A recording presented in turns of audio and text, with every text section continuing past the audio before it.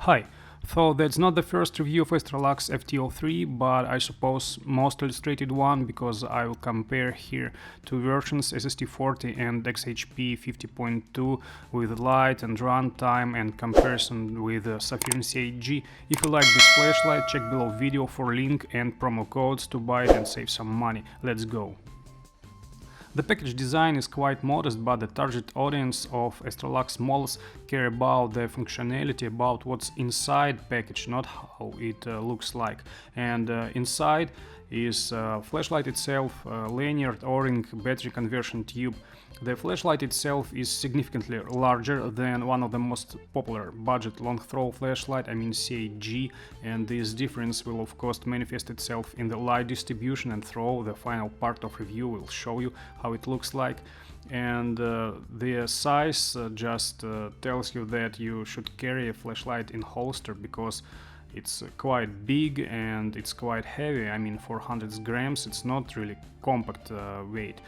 So it's not also really big flashlight, it's just something intermediate. Such size is really convenient for a long thrower flashlight because it will give you good beam and will transfer excessive heat to metal. And what about design? I don't see any design delights here, but the flashlight still looks pretty decent. Obviously not some kind of super budget crap, and there is choice of other colors. You can pick blue or green version, so that's a good choice of LEDs and the color temperature and the color of the flashlight body itself. The tail is flat. In case of urgent need, flashlight can tail stand, and you can also buy a diffuser if you want. The springs at both the head and the tail are double and very thick, and there are no complaints about machining, everything is neat. The thread is large enough, well lubricated, everything turns easily, and flashlight can be disassembled into three parts, and the middle part of course here should be anodized size to the tail cap. I just didn't pay attention when I took the photo. The knurring is simple but quite tenacious, and due to the diameter of the body there is no clip. The grip is quite comfortable without it, and the weight distribution is comfortable as well. The button is medium size, button move is medium in depth with a noticeable click. I like its location and the groove, which is carved exactly to the size of the thumb, and thumb instantly hits the button. Traditionally there is a discharge charge indicator and you can turn off this backlight. The button protrudes a little bit beyond the surface of this hollow, but I tried to press the flashlight to a flat surface, no accidental clicks. One of the most comfortable buttons I've ever clicked at. As usually, a charging connector is located on the opposite side. It's nice to see that Type-C has replaced the micro USB from initial version of this model. The cover is very thick, fits tight, everything is really good here, and charge current is good, about 2 amperes. I want to warn you that built-in charger will not work if battery is above 4 volts, so discharge it below this level or use external charger. Cooling fins are quite decent, both in number and in depth for this size of head. I've seen better finning of course, but in single models, for example in the Nightwatch Ni 40 Stalker, so that's a good finning. And what else? Glass as usually with anti-reflection. The reflector is of course smooth and deep, and this time bezel can be easily unscrewed, and below it you can see MCPB plate with a generic Metiminka sign, and you know it doesn't smell of any Astrolux. Metiminka is the origin of all the Astrolux model, which is no secret to anyone who just know things about the flashlights. And anyway, such situation doesn't affect the end consumer in any way. And just take the closer look at this MCPB plate. Here it is, SST40 LED, which is most throwy version of this pair, and XHP 50.2. And let me remind you that there was the original version with the XHP35 dedomed LED, and that was the really good long throw flashlight, just piercer. It's a pity that this version is not available now. And two models presented in the review of course increase throw and partly side light due to the high brightness, but that also adds extra heating and high battery consumption. As overall, Modest but good design. I really like the practical idea of putting button in the hollow and replacing micro USB to Type-C. User interface is well known, Narsil user interface, and unlike the super flexible and partly overcomplicated Android interface, Narsil is closer to the average user. It remains possible to switch from step-less brightness to modes set, and as well as to choose a convenient set of modes there. And you can also turn off the button illumination and set the threshold of the step down activation, and just completely disable thermal step down at all, what I did.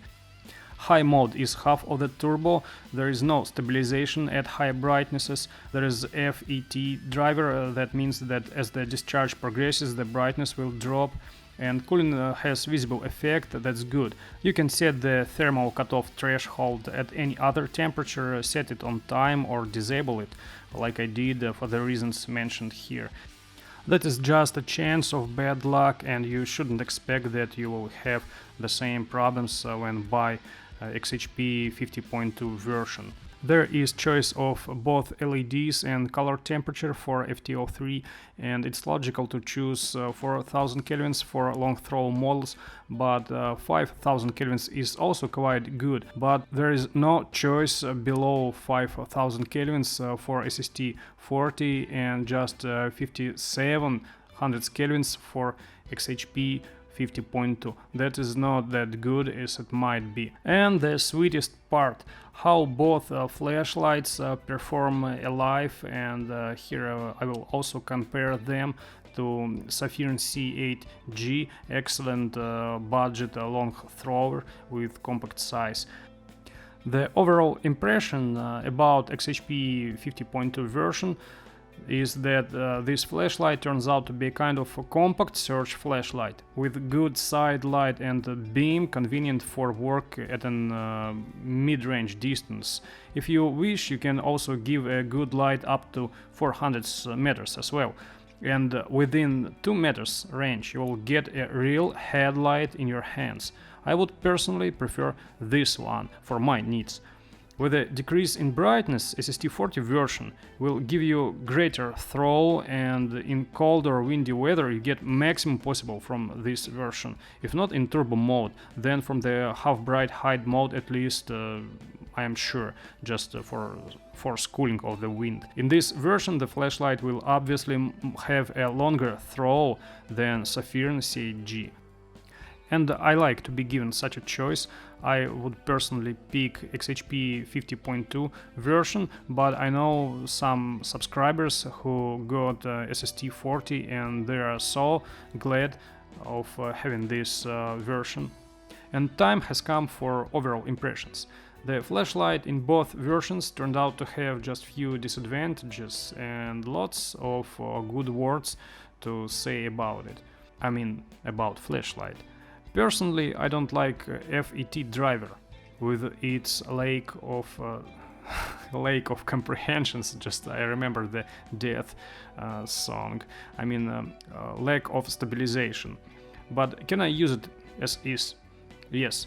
This drop of brightness when battery discharge is not that sharp in real life, because human eye just get used to it, and brightness seems to be more smooth, it just looks like the same. So that's not real disadvantage, and chances are high that if you came to buy an Astrolux model, that you are already experienced user and understand what I'm talking about. What is about second disadvantage is that you cannot get anything warmer than 5000 kelvins for SST40 and 5700 kelvins for XHP50.2. And well, 5000 kelvins is fine, but the long throw flashlight would do much better with the 4000 kelvins versions. And what I personally don't like is calibration of thermal sensor. SST40 version was calibrated precisely, and XHP50.2 versions just shows additional 20 degrees, so I had to disable thermal step down at all. That is not real problems, because my hands will act like a thermal sensor, but that's not cool. And you know, I believe that this is just statistically chance of bad luck. This happened to me, and that doesn't mean that this will happen to you. There are a bunch of orders of this flashlight, and I believe just really few people faced the same problems. This may happen with any other flashlights, and my review experience just proves that, because I got really big brands model, and just few of them were with some problems. Just counted a few of them, but they had problems. So just don't care. I mention this because I want my review to be as honest as possible. And now, long list of advantages. It is convenient and flexible, but not overcomplicated user interface. It is backlit button with easy access, and that is a small detail button, but I have reviewed more than hundreds flashlights, and some of them were damn inconvenient, because the button was tiny and you couldn't place fingers upon it. Not this time. This button is awesome. Type-C, built-in charging with a good current. Flashlight works from a capacious 26-650 battery. It also supports 18-650 batteries and new 21-700 batteries, I mean the short ones, flat tops. The flashlight has though modest but nice appearance, and the price is exceptionally affordable, and that allows you to close your eyes to all the disadvantages that I've counted, and you know, that are not real disadvantages. The throw and brightness are excellent, and you know, you just look at the display in front of you, and I hope you agree with me. You've got the choice of model convenient for your needs. I mean real long thrower with SST40 or a searchlight with XHP50.2. And you've got also the choice of body color and even material of body. There is a version in copper. The result is an undoubtedly interesting model. Any of big brands would have asked around $80-100 for such functionality and even simplify user interface in their model. And Astrolux cost like $30, just $30. I would pick XHP50.2 version because it will act quite good from around 10 meters and within a range of like 150-200 meters you have really good wide and bright beam. You can equally highlight path ahead of you and check what's going on in a couple of hundred meters ahead, and there is no need to move beam here and there as it is quite wide. And if you decide to buy, there's a link to both models in the video description below my review. It also contains a nice discount code to help you save some money on this purchase. And I appreciate if you subscribe my channel and click bell not to miss new reviews. I've bought something really extraordinary and expensive for forthcoming review. I will not name the model just to keep it a surprise, but you can believe this thing is astonishing. So just subscribe my channel and click bell. And I also appreciate if you simply like my review to support my efforts on making it. That's all. I hope that review was interesting and answered all of your questions. If you still have any questions, feel free to ask me in comments. Bye.